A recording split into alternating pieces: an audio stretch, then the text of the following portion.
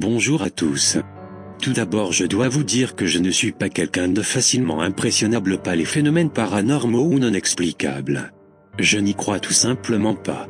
Mais voilà, cela fait 3 jours maintenant qu'il m'arrive des choses bizarres, sensation d'être constamment épié, observé, comme si quelqu'un ou quelque chose me suivait constamment.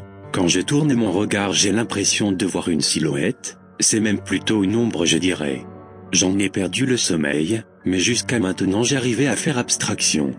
Mais la nuit dernière il m'est arrivé quelque chose, et c'est ce qui m'a poussé à me confier à vous aujourd'hui, pour essayer de trouver un peu de réconfort auprès d'une personne qui a peut-être vécu la même chose que moi. Cela me fera du bien, je l'espère du moins. Tout a commencé il y a donc 3 jours, c'était lundi soir dernier. Avec mes amis nous étions sortis boire quelques verres dans nos bars favoris. Sur les coups des 3 heures du matin, on en est venu à se balader en ville histoire de discuter et de se changer les idées par rapport aux examens qui ne tarderaient pas à arriver. Enfin bref, nous voilà arrivés devant un cimetière. Il faisait nuit noire, un temps brumeux et humide venait de s'installer. À ce moment-là un de mes potes me dit en rigolant: t'es un pro, si tu vas à l'autre bout du cimetière tout seul et tu reviens quand t'as touché la tombe la plus éloignée de l'entrée. Comme je l'ai dit précédemment, je ne suis pas facilement impressionnable et je lui ai dit TSSPFFF, je te ramène même le bouquet de fleurs qui se trouve dessus. Je relève donc son défi et arrivé à l'autre bout du cimetière je vois une tombe, elle allait abandonner mais un bouquet de fleurs fanées se trouve à son bord. Je les ramasse et commence donc à me diriger tranquillement vers la sortie, quand un coup de vent très froid vient caresser la cime des arbres ainsi que mon bouquet de fleurs fanées. Je me sens soudainement mal à l'aise, et ai l'impression d'être suivi. Je regarde autour de moi, rien. Arrivé auprès de mes amis, je remets les fleurs à celui qui m'avait lancé son défi en lui disant qu'il était con d'avoir des idées pareilles. J'admets que pour une fois j'ai eu peur.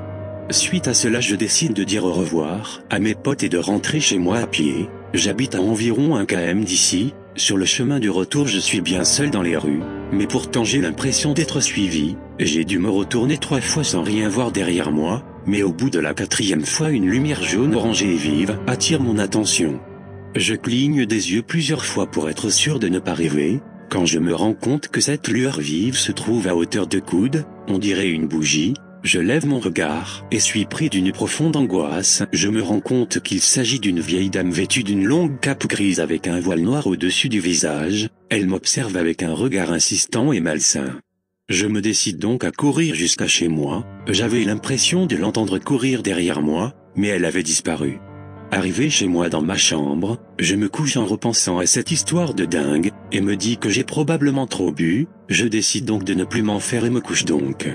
1 heure plus tard dans la nuit je me réveille et me sens tout d'un coup très mal, mon drap est trempé de sueur, mon cœur bat anormalement vite, je ressens alors la même sensation que j'avais ressentie plus tôt dans la soirée en rentrant chez moi, face à cette silhouette. Cela m'a tellement traumatisé, que je crois ne pas avoir dormi du reste de la nuit.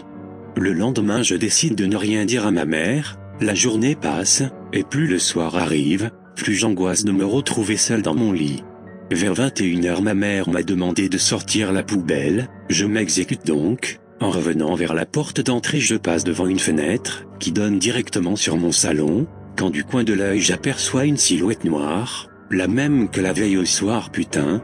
Je m'arrête, ma mère était pourtant dans la cuisine bordel. Je fais demi-tour pour aller voir à la fenêtre, rien. Mais putain je suis pas fou, j'ai pas rêvé.